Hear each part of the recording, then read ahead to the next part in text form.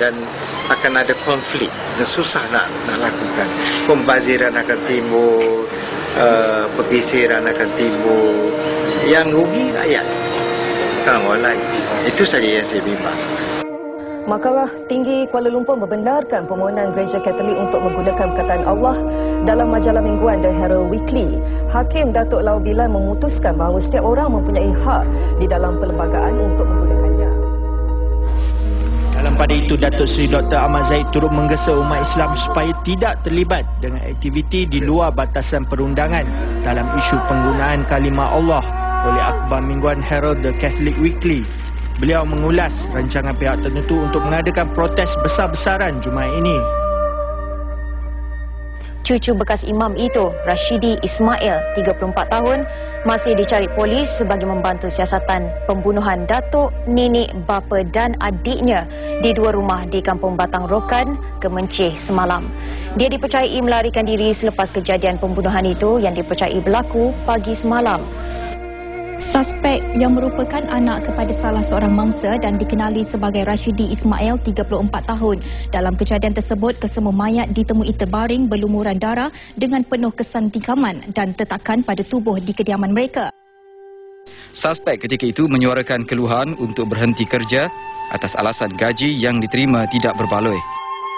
Yang saya tahu, suspek ni dia ni bekas pelajar UTM, mana ada. Yang muda-muda nak kerja, kita nak banyakkan investment dari luar negara dan dalam negara pun. Nak tengok stock market kita stabil supaya pasaran itu terbuka kepada pasaran dunia. Jadi kalau ini tak dapat dipulihkan dengan cepat, we are going to suffer serious consequences.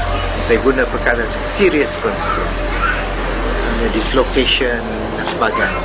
Kalau benda ni serius, tak macam 87. Saksi pertama yang menemui mangsa, Siti Mariam Ismail, masih lagi dalam keadaan trauma dan enggan ditemu ramah. And I hope we can remain peaceful. Tak akan berlaku konflik antara kaum. Kita harapkan bahawa Tuanku Agong dan Perdana Menteri yang jelas telah meminta orang ramai, terutamanya NGO, para ulama dan pemimpin-pemimpin organisasi Islam agar mengutamakan ketenangan, tidak menimbulkan huru-hara. Dan sekarang ni pun kita dah gelisah apabila orang ragu beg tangan dan sebagainya. Kita nak employment juga. Dia ini aja, saya belajar ekonomi sikit-sikit lah. If the crime rate goes up and your economy is down, itu aja.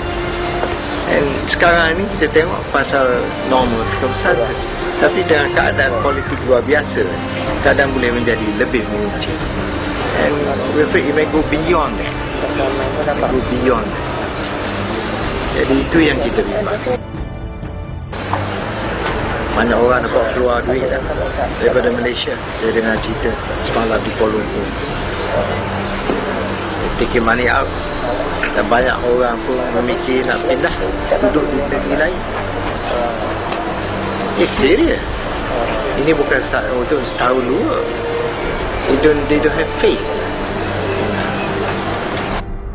Untuk saya adalah sebab-sebab politik. Sebab-sebab politik yang menjadikan mereka ini, warga negara kita, adik abang kita, sahabat handai kita, taulan kita, mereka berpindah, berhijrah dan melepaskan kewarganegara mereka. Suspek ketika itu menyuarakan keluhan untuk berhenti kerja atas alasan gaji yang diterima tidak berbaloi. Yang saya tahu, suspek ni dia ni bekas pelajar UTM, mana ada. Ini yang pergi ini, yang berpindah ke Australia ini, mereka ini bukan buruh kasar. Mereka ini terdidik. Kalau mereka berpindah ke Australia, ke New Zealand, ke United States America, mereka tahap mereka keilmuan, tidak-tidaknya mereka berijazah. Artinya telah ada pelaburan terhadap mereka. Dari hari pertama mereka dia lahir, sekolah darjah 1, universiti itu, kita telah melabur.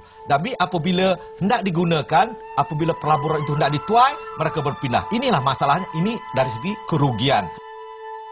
Yang rugi rakyat, bukan orang lain. Itu saja yang saya bimbang. Kita sudah tiada masa. Krisis ekonomi yang melanda adalah di luar dugaan, malah ia merupakan krisis yang terburuk semenjak kemelut The Great Depression.